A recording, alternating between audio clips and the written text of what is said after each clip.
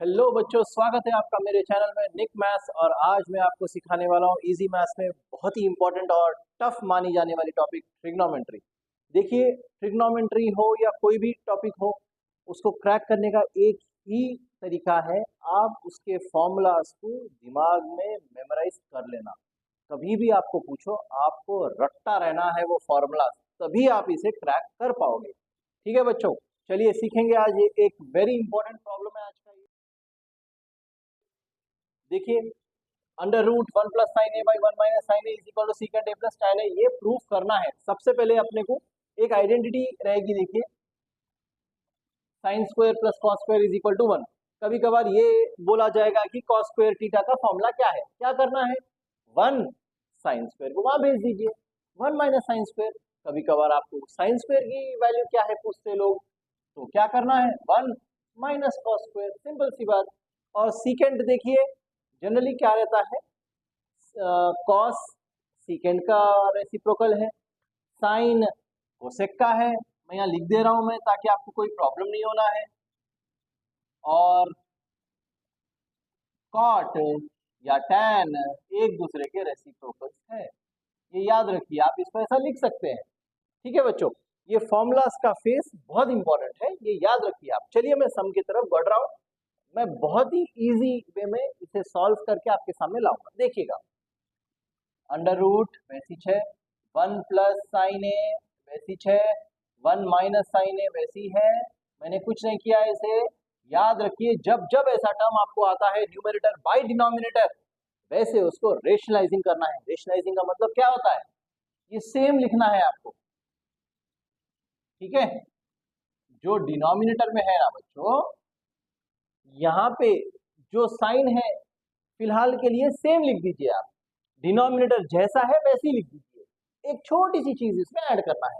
यहाँ पे साइन क्या है, डिनोमिनेटर में माइनस है तो प्लस डाल दीजिए, और अगर प्लस है तो माइनस डाल दीजिए। रेशनलाइजिंग उसको ही बोलते हैं। ठीक है, अब आप देखिए, एक चीज देख सकते हैं आप, 1 + sin a 1 + sin a दोनों भी सेम है। तो क्या मैं इसे ऐसा लिख सकता हूँ, 1 + sin a whole square.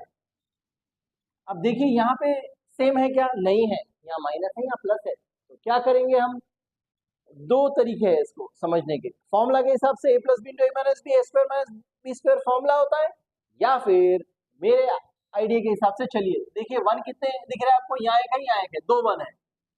Minus into plus minus, sign कितने हैं बच्चों, 2 है। ठीक है ना।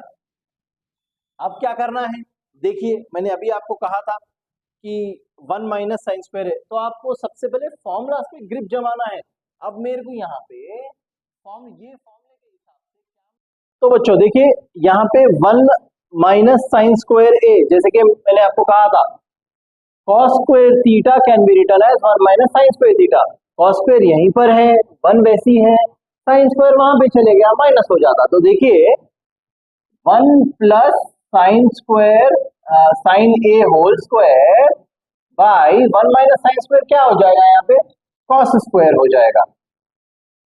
ठीक है बच्चों, तो यहाँ पे स्क्वायर स्क्वायर और रूट काट सकते हैं आप यहाँ पे। अब देखिए, cos a जो है वो 1 के नीचे है, या साइन के नीचे है, या दोनों के नीचे है, दोनों के नीचे है। तो हम इसे सेपरेट करके लिखेंगे।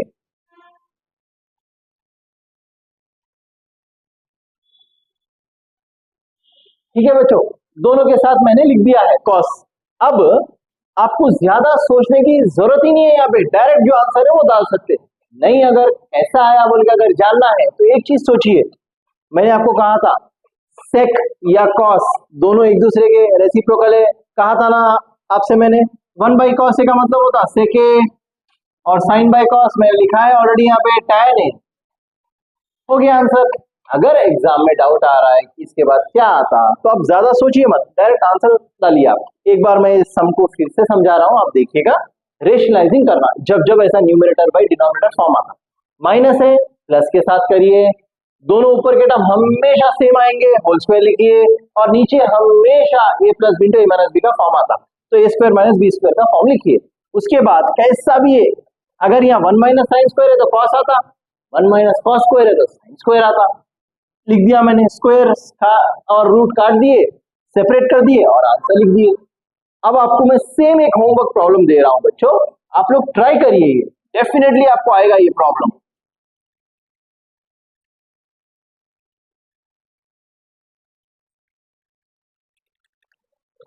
ये आपका होमवर्क प्रॉब्लम है बच्चों, आप इसे सॉल्व करिए।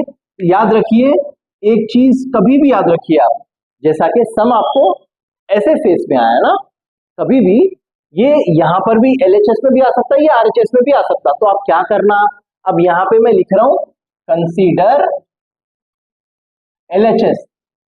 अगर ये यहां पे और ये यहां पे आया तो क्या लिखूंगा मैं, कंसीडर आरएचएस लिखूंगा मैं। याद रखिए, अब यहाँ पे ये सम है, यहाँ पे इसके साथ आपको स्टार्ट करना है। बीच में शायद आप लोग रुकेंगे, कोई बात नहीं, जहां तक भी आ रहा है वहां तक करके आप लोग बोलिए, और डाउट्स भेजना भूलिए मत। कमेंट जब तक आप नहीं करेंगे तो मुझे मालूम नहीं होगा। ये सबसे टफ चैप्टर है लेकिन सबसे इजी बन जाएगा। मैं आपको मिनिमम 10 प्रॉब्लम्स कराऊंगा, उसमें से ही आपको बोर्ड एग्जाम में आ जाएंगे। ठीक है बच्चों, और अगर वीडियो अच्छी लग रही है तो लाइक एंड सब्सक्राइब करना भूलिए मत, और ऐसे अमेजिंग वीडियोस मैं आपको भेजते रहूंगा, और कमेंट करना भूलिए मत।